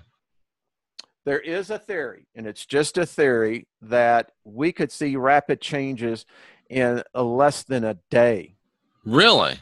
Seriously. I mean, all right, you have a tsunami.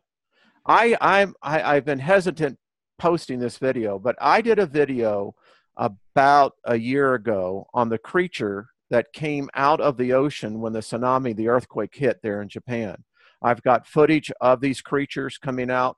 There were actual creatures? Oh, yes, sir. Absolutely. They weren't like Godzilla, were they? Would you like to see one? I would like to see one. Okay, I'll let you keep talking, and I'm going to go pull it up. But Wayne, if you show me a picture of Godzilla, I'm going to be like, wow. I know it's Godzilla. And if these creatures did come out, and this tsunami was where? When it hit Japan. Okay, March so we're 11th. talking about Japan. Yeah. And they've got this whole lore of Godzilla. So even if these creatures don't look like Godzilla, are we about to look at the origin of the Godzilla mythos? I'm going to tell you, you can take a look at this for yourself. Let me get. Don't mind me while I scratch my back with a pen. Gojira is Godzilla in Japanese. Oh, really? Gojira. Okay. Or Gojira. I'm not sure. And I know I'm being politically incorrect, but. All right. So I have a video. It's called levity, folks. You might try it every now and then. I have a video and I have some stills. I think I'm going, and these are called the Nijin. The Nijin. Yes. And so let me pull this up. I'll do the stills first, and I'll pull the video. Okay. So the Nijin. And let me go over here. And Gojira. That's how it's said. Davey tells me. The Scots telling me how to pronounce Japanese. All right, so here is the tsunami as it's coming in. I have the full 30 minutes. This was devastating. I got to tell you, folks. And you know this isn't CGI'd or faked? No. So watch over here. You see this creature right here? Watch what happened. Right here where my pointer is, right there. The white thing? Is that the creature? Right there. Watch this, folks. Oh. You see it? No. Oh, that thing, that white ghosty looking thing. Let me go back. It's right here. He's coming here. He started here. He's coming right there. Let me go back one more frame. See him? Oh, okay. So is he white or is he black? He's white. This is Okay. this guy's camera as he's pointing. Watch. See it? Crawls up here. Look at Wow. that. And let me see. I think I could actually blow this up. And you don't think that's just smoke or something, or? Oh no, no, no, no, no, no. So it's not like, it's like an incorporeal being, sort of. Yeah, there it is. It's folks. They're alive. There's a family of them that this camera caught. So let me go. It doesn't appear physically like it'd be something that would live in water.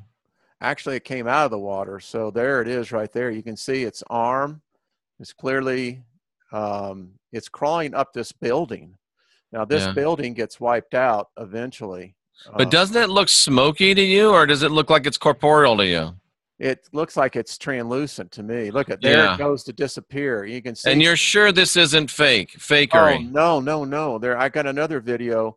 There's the creature right there. You can see that it's camouflaging itself. It's no different than a, you know, a chameleon. A chameleon.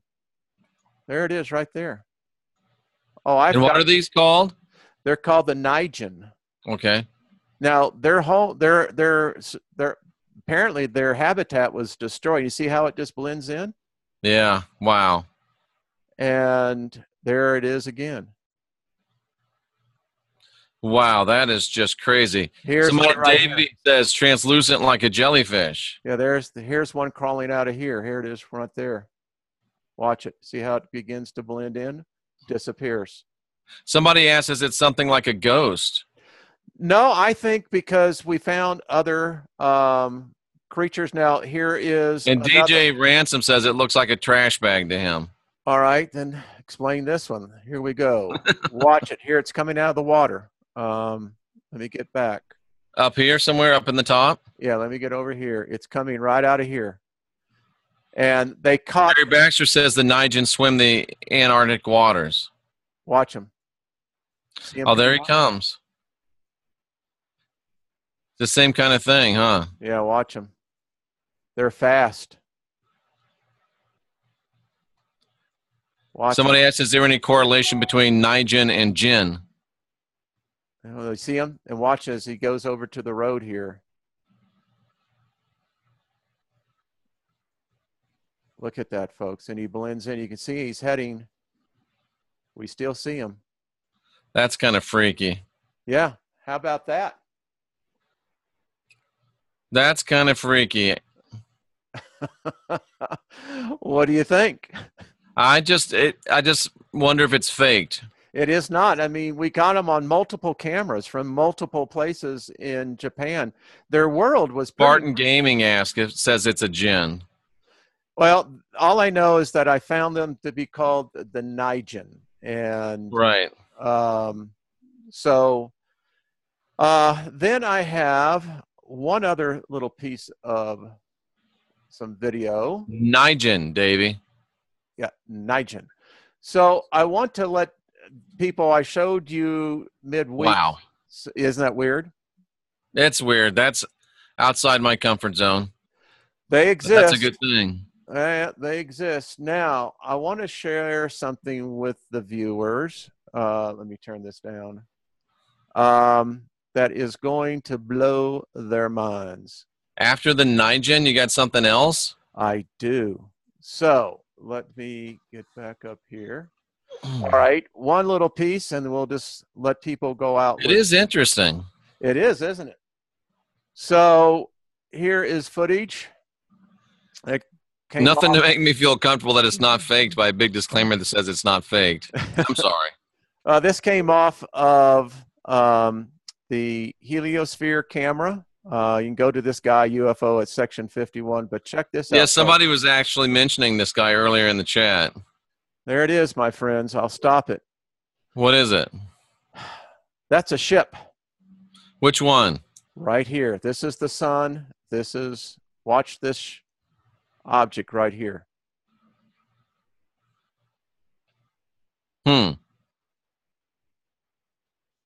It's taking fuel directly. It's refueling. I was just saying. Yep.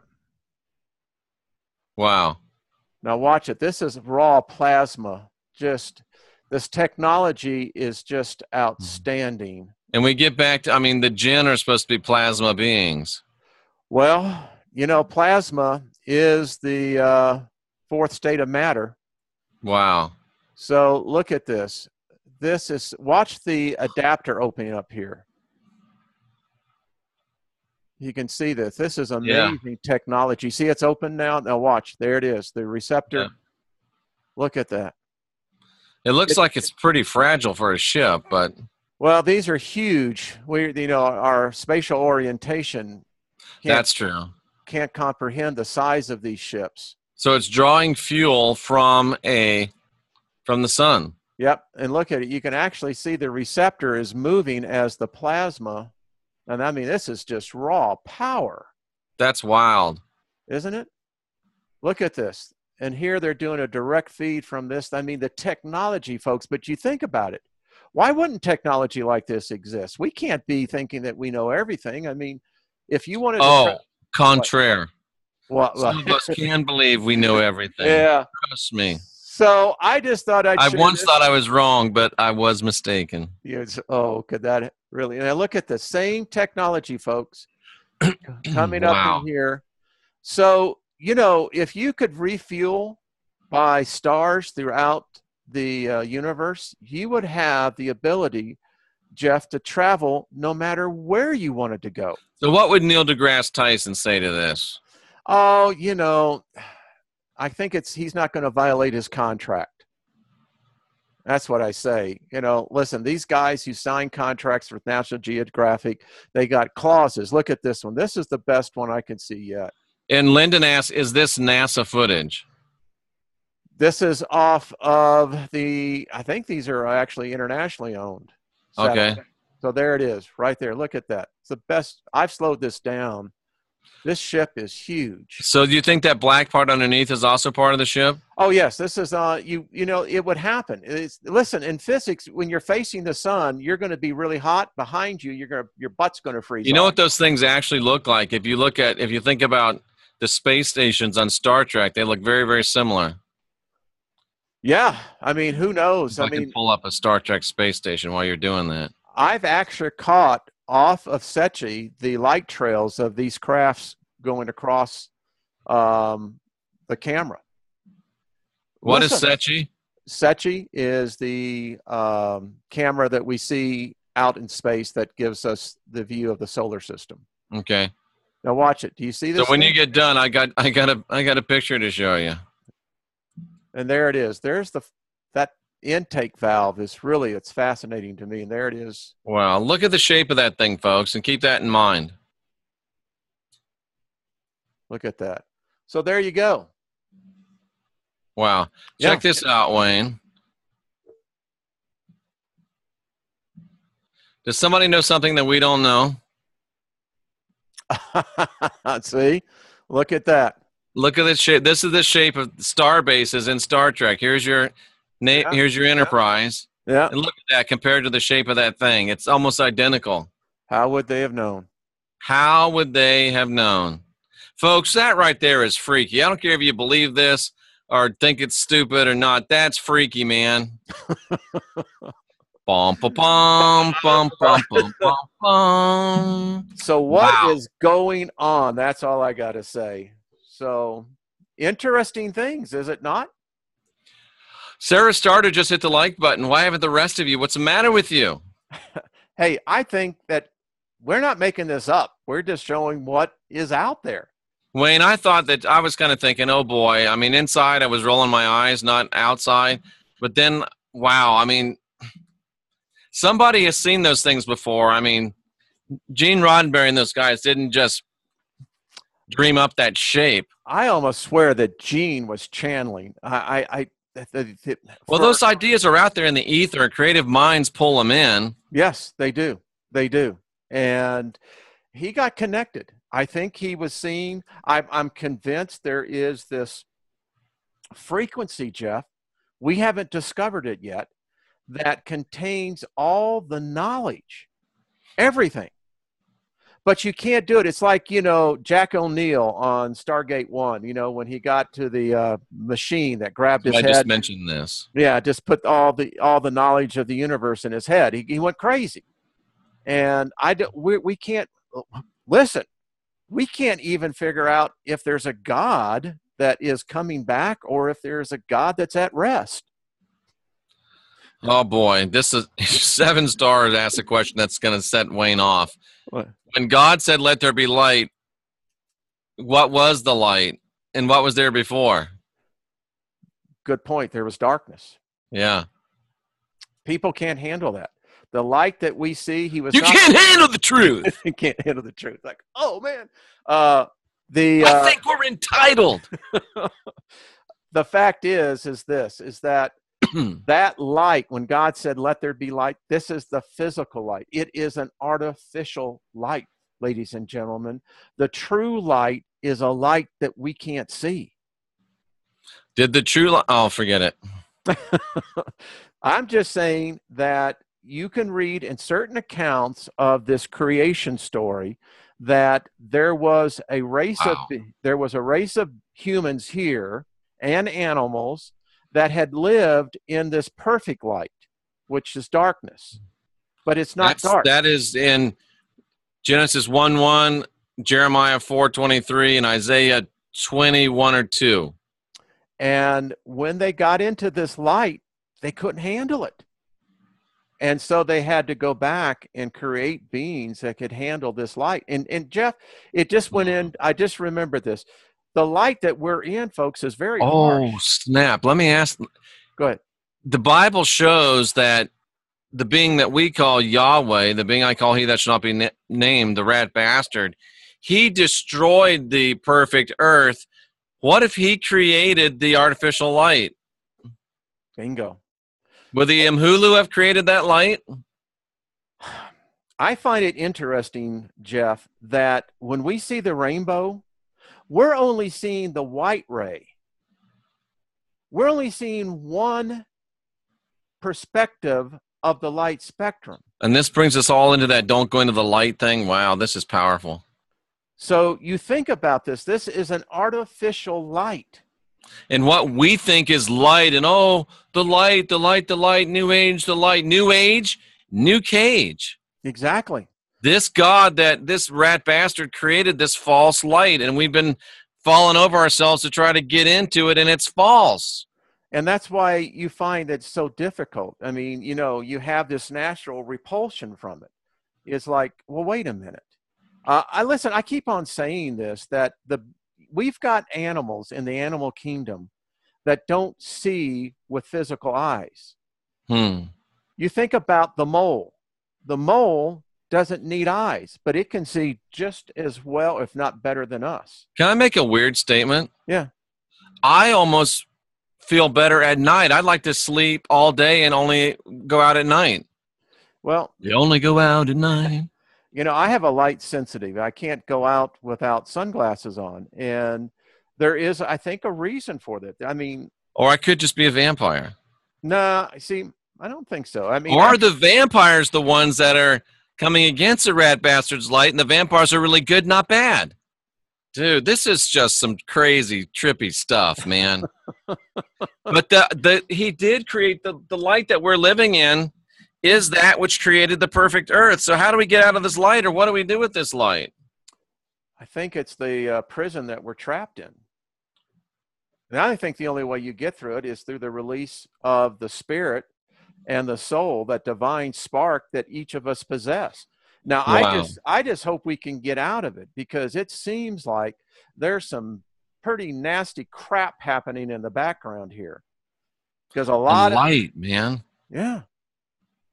The thing as well, you think about in the movie Poltergeist, that was the problem that, as I think it was Gina, who was the spiritualist, was telling the character Caroline, don't go to the light. Don't go to the light. Yeah.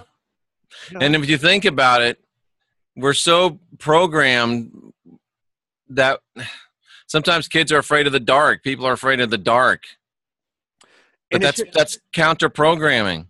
counter Most program. animals come out at night. Oh, that's interesting. And you think about our human eye. If you look at the human eye, to those who live in darker regions, miners get this as well, is that the receptor cones in their eyes begin to adjust more for the dark. There is a thought that out there that if you were to immerse yourself in there, your eyes would eventually only pick up what is around. You could see eventually anyway, because they say you take over in the third eye. So our skin doesn't even like the sun. No, oh no, no, not at all. And this sun today, I wouldn't be out there, folks, if you're going to the beach and what have you. Listen, this is a very dangerous sun. This is not the sun your grandparents grew up with. Do you think it's the real sun, or is it a Well, construct? well, I look at it every day. I have a telescope, so I take a pretty good peek at it. I think it's real. I think that there is other technology up there. Listen, I showed you the sun going backwards, whatever that was. Yeah. I don't think it was a sun.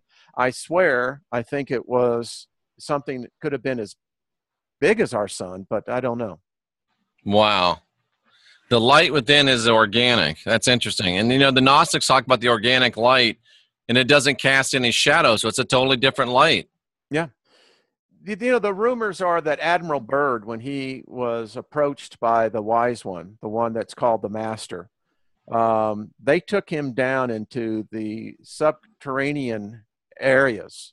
And according to Byrd was that, that there is a light that exists in the inner core of the earth. I've heard that for years.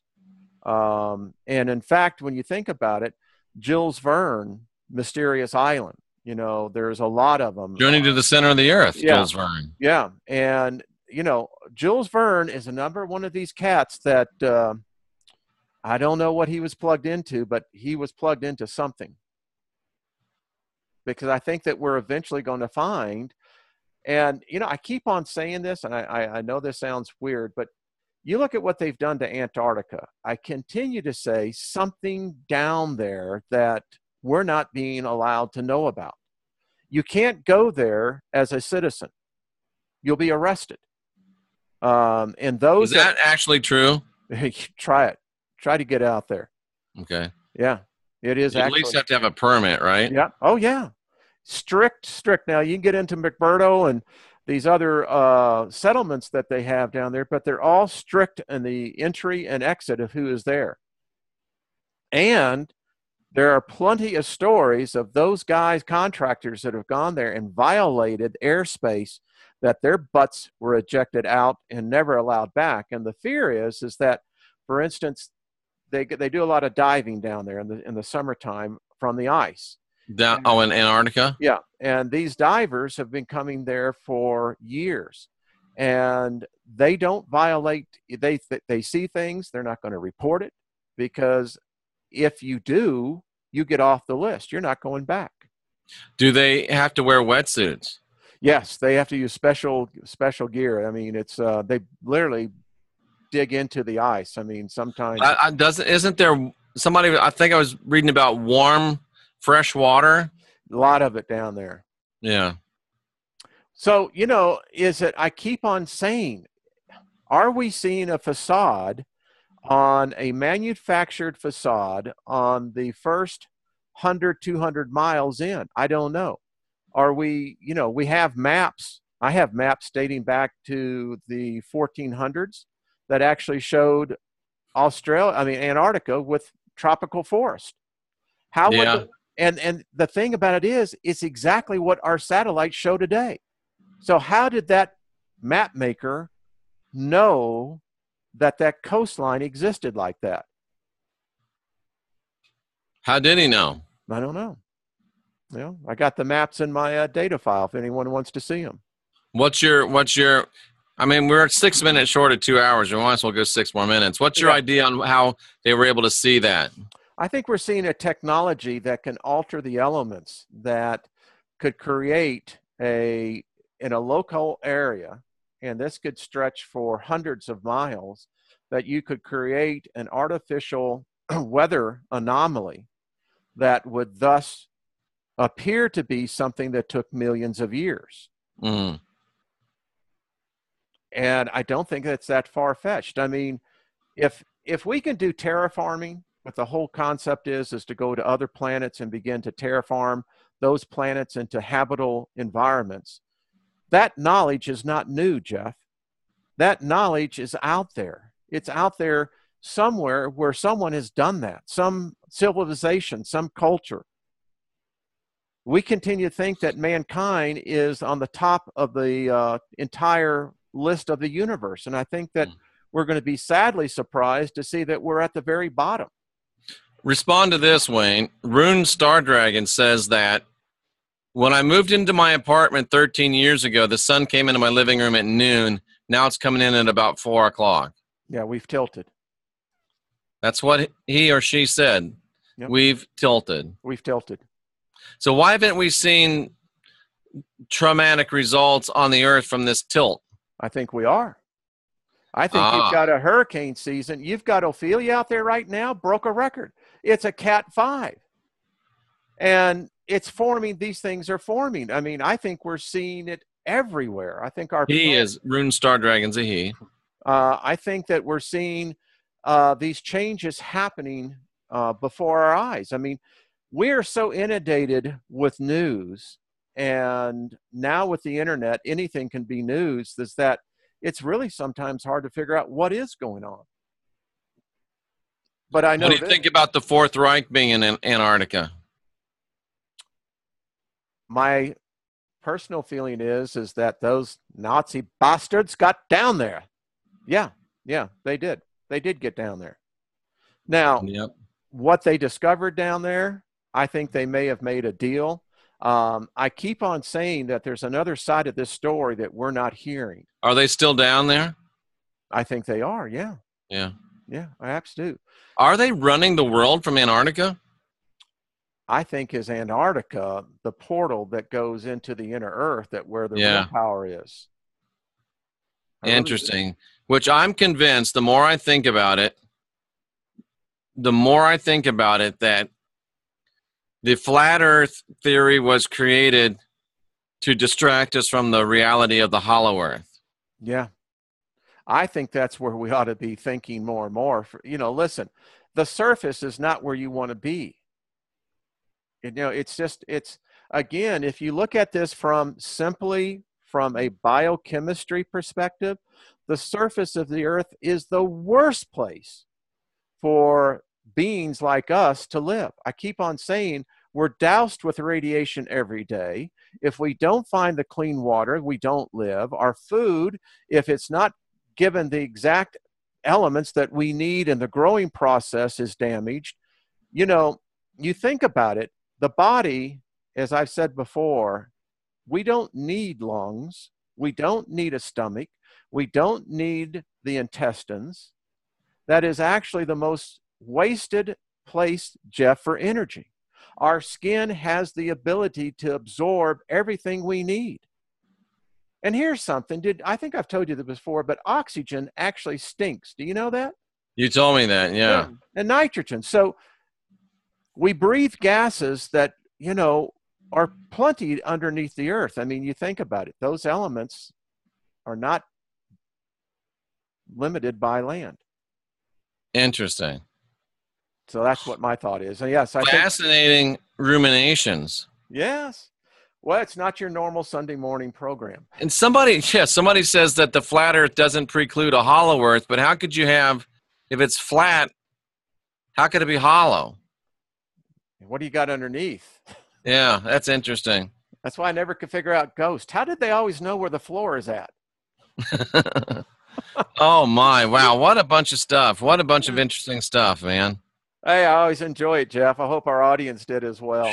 It's just, sometimes we raise more questions than we answer, but that's what this is all about, is asking questions. Yeah, I'd love to hear people's response. Asking questions and questioning answers. That's what it's all about. It's a fact. I like that. I do too. Wow. So I think we left them with a lot of good food for thought. Absolutely. No doubt about it. For our Wayne Steiger, I'm Jeffrey Daugherty, your friendly neighborhood Christian whistleblower. This has been Not Your Normal Sunday show, and we'll be back on Wednesday with the midweek report. In the meantime, go to our Wayne Steiger show, subscribe, watch those videos. Remember the Leak Project. Remember Channel 27, Heidi Vandenberg, D Ransom DJ, something like that. And who am I forgetting? Let's see. That's good. That's it. Yeah, I think that's it. Alien Interview has been debunked. Obviously, it's super fake. Yeah. But we will see you on Wednesday. And until then, stay fearless. Bye-bye, folks. Have a good one. My friends.